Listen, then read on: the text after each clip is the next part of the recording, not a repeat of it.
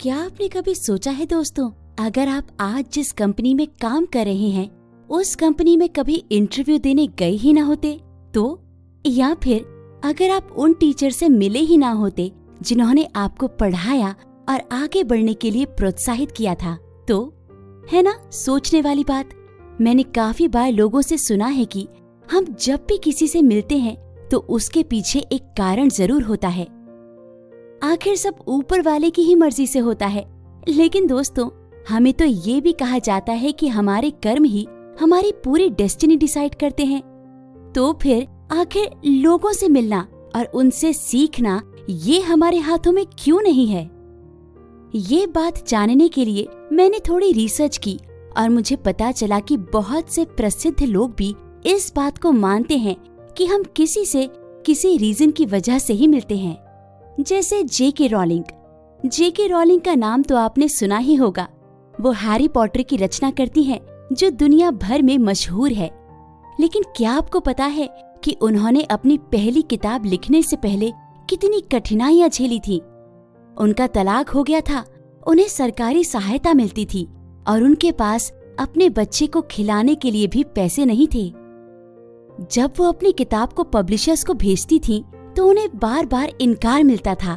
उन्होंने अपने कंप्यूटर या फोटोकॉपी मशीन की भी कमी कम की और हर बार अपनी किताब को हाथ से टाइप करके भेजा। लगभग 12 पब्लिशर्स ने उनकी किताब को रिजेक्ट कर दिया, जब तक कि एक छोटे से लंदन के पब्लिशर ने उन्हें एक मौका दिया, क्योंकि उनके सीईओ की 8 साल की बेटी ने उनकी किताब से प्यार कर लिया था। और फिर आप जानते ही हैं क्या हुआ।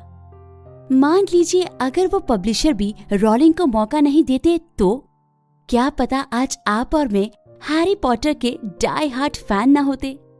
ऐसे ही स्टीफन किंग एक मशहूर लेखक हैं जिन्होंने हॉरर और सस्पेंस की बहुत सी किताबें लिखी हैं, लेकिन उनकी शुरुआत भी आसान नहीं थी। वो अपनी पत्नी के साथ एक ट्रेलर में रहते थे जो भी एक लेखक थी, और दोनों ही अपने परिवार को चलाने के लिए कई नौकरियां करते थे। वो इतने गरीब थे कि उन्होंने अपनी शादी के लिए कपड़े उधार लिए थे और टेलीफोन भी नहीं रख सकते थे। किंग को अपने कामों के लिए इतने रिजेक्शन लेटर्स मिले कि उन्होंने उन्हें जमा करने का एक सिस्टम बना लिया था। उनकी किताब ऑन राइटिंग में उन्होंने लिखा है, By the time I was 14, the nail in my wall would no longer support the weight of the rejection slips impaled upon it. I replaced the nail with a spike and kept on writing. वो 60 बार reject हो चुके थे जब उन्होंने अपनी पहली short story the glass floor को $35 के लिए बेचा। उनकी अब तक की सबसे बड़ी किताब कैरी भी पहले कोई हिट नहीं थी। अब सोचिए अगर पब्लिशिंग कंपनी ने उनका ये प्रपोजल भी रिजेक्ट कर दिया होता तो आज वो गरीबी में ही जी रहे होते। अगर मुमताज महल कभी भी शाहजहां से नहीं मिली होती तो क्या आपको लगता है कि उनकी अमर प्रेम की कहानी हमें आज ताजमहल के रूप में देखने को मिलती? ना ही ताजमहल होता और ना लोग प्यार को इस तरह सेलिब्रेट करते। तो दोस्तों, इन कहानियों से हमें ये तो समझ आ गया है कि आप किसी से भी मिलते नहीं, मिलवाए जाते हैं यूनिवर्स द्वारा। लेकिन क्या आपने कभी सोचा है कि आपकी लाइफ में जो लोग आते हैं वो आपके लिए क्यों बने हैं? क्या ये सिर्फ एक इत्तेफाक है या फिर कोई बड़ा प्लान है? क्या यूनिवर्स हमें अपने सोलमेट से मिलवाना चाहता है या फिर हमें कुछ सिखाना चाहता है? आज हम इन सभी सवालों का जवाब ढूंढेंगे। सबसे पहले तो हमें समझना होगा कि यूनिवर्स क्या है। यूनिवर्स का मतलब है कि सब कुछ जो हम देख सकते हैं और जो हम नहीं देख सकते हैं। यूनिवर्स में हमारे साथ हर पल कुछ ना कुछ हो रहा है जो हमें किसी ना किसी तरह से प्रभावित करता है। हमारे थॉट्स, फीलिंग्स, एक्शंस, बिलीव्स और इंटेंशंस यूनिवर्स को सिग्नल भेजते हैं और यूनिवर्स हमें उसी के अनुसार रिजल्ट्स देता है। ये एक लॉ ऑफ अट्रैक्शन है जो कि हमें हमारे वाइब्रेशंस के अनुसार अट्रैक्ट करता है। अब आप सोच रहे होंगे कि ये सबसे हमारे रिलेशनशिप्स का क्या लेना देना है?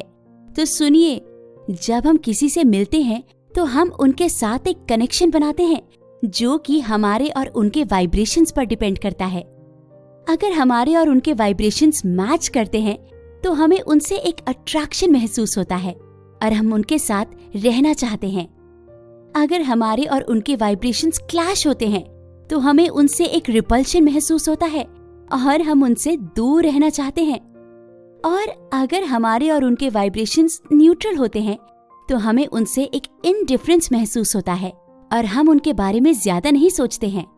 आपने एक बड़ी फेमस सेइंग भी काफी सुनी होगी, माई वाइब माई ट्राइब। इसका भी मतलब ये है कि आप अपनी वाइब्रेशंस के हिसाब से ही अपने आसपास के लोगों को चुनते हो और उनके साथ कोई भी संबंध रखना चाहते हो। तो इसका मतलब ये है कि हम किसी से मिलते नहीं, मिलवाए जाते हैं यूनिवर्स द्वारा। यूनिवर्स हमें हमारे वाइब्रेशंस के अनुसार लोगों से मिलवाता है जो कि हमें कुछ ना कुछ देना चाहते हैं या लेना चाहते हैं। कुछ लोग हमें प्यार देते हैं, कुछ लोग हमें दर्द देते हैं, कुछ लोग हमें खुशी देते हैं, कुछ लोग हमें दुख देते हैं, कुछ लोग हमें सिखाते हैं, कुछ लोग हमसे सीखते हैं।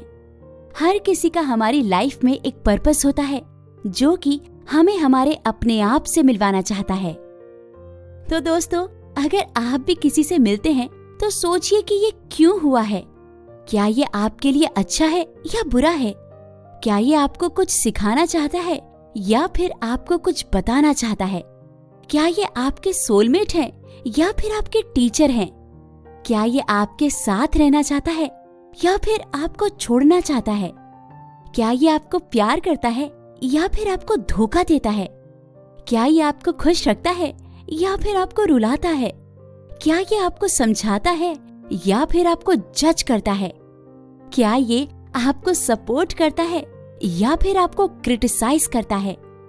क्या ये आपको एक्सेप्ट करता है या फिर आपको चेंज करना चाहता है? हमारे साथ दोस्तों ऐसा बहुत बार होता है कि कोई इंसान हमें बहुत प्यारा होता है जीवन में, उसकी इम्पोर्टेंस बाकी सबसे काफी ज्यादा होती है, लेकिन किसी कारण से हमें उनसे दूर होना पड़ता है। हम अपने अंदर एक कड़वाहट भर देते हैं उनके जाने के बाद। वो कड़वाहट हमारी उनके लिए ही होती है और अब अगर कोई नया इंसान हमसे जुड़ना भी चाहे तो हम नए इंसान के साथ भी वही कड़वाहट दिखाते हैं। लेकिन दोस्तों, हमें समझना पड़ेगा कि आपकी जिंदगी में हर व्यक्ति का कुछ महत्व होता है, चाहे आपको पता हो या ना हो। हर इंसान से आप कुछ सीखते हैं या कुछ देते हैं या कुछ बदलते हैं। आपके और उनके बीच में कोई रिश्ता, कोई समानता या कोई अंतर होता है जो आपको मिलवाने का कारण बनता है। ये एक प्राकृतिक और अनिवार्य प्रक्रिया है जो आपकी जिंदगी को आकार और गहरा रंग देती है। इसलिए इस कड़वाहट के नेगेटिव इमोशन को अपने अंदर से निकालें और दयालु बने। हर इंसान को माफ करें और अपने मन से खुश रहें, वरना ये कड़वाहट आपको खोखला बना देगी। इन सभी बातों का जवाब आपको आपके अंदर ही मिलेगा, क्योंकि आपके अंदर ही आपका यूनिवर्स है। आपको बस अपने दिल की सुननी है और अपने आप से पूछना है कि आप क्या चाहते हैं। आपको बस अपने इंट्यूशन पर ट्रस्ट करना है और अपने आप को फॉलो करना है। आपको बस अपने आप को प्यार करना है और अपने आप को रिस्पेक्ट करना है। आपको बस अपने आप को खुश रखना है और अपने आप को एक्सप्रेस करना है। आपको बस अपने आप को बेहतर बनाना है और अपने आप को ग्रो करना है। और जब आप ये सब करेंगे तो आप देखेंगे कि आपकी लाइफ में जो भी लोग आएंगे वो आपके लिए परफेक्ट होंगे।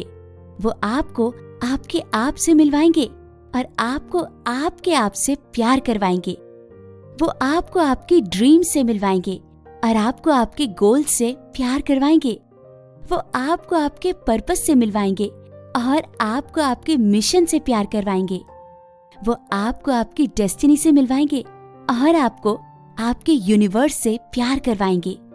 इसलिए दोस्तों, किसी दूसरे इंसान को इम्पोर्टेंस देने से पहले खुद को इम्पोर्टेंस देना सीखो। चाहे ये प्यार का मामला हो, काम का मामला हो या फिर परिवार का। आप दूसरों को इम्पोर्टेंस तभी दे पाएंगे जब अपनी इम्पोर्टेंस बनाएंगे। दोस्तों, आशा करती हूँ आपको आज की वीडियो पसंद आई होगी। कमेंट करके जरूर बताएं और सब कुछ यूनिवर्स के ऊपर छोड़ दें। वो कहते हैं ना, जो होता है अच्छे के लिए होता है। अपना ध्यान रखें। धन्यवाद।